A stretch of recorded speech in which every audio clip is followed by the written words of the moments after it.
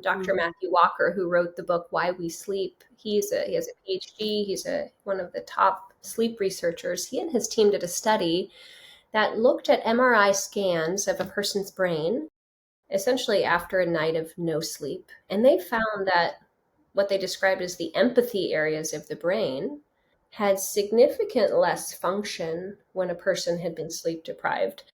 And I think that if we ignore that, if we continue in the current medical system, which truly allows doctors to train and practice sometimes on very, very little sleep, then we, in another way, we're setting patients up to possibly find themselves in a healthcare system in which the clinicians around them are barely surviving, just Yeah. trying to do their best. They may not recognize it, but they may have a physiologic depletion of Yeah. empathy. And that significantly can impact a person.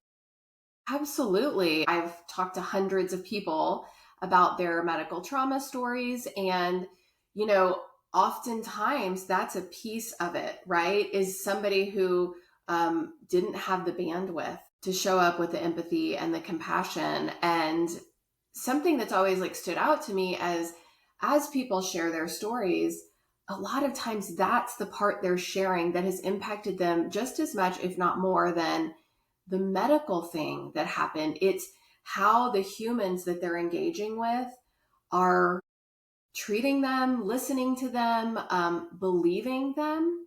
And when you talked about the empathy and the pain relief, that is something that comes up often, is people not being believed about their pain.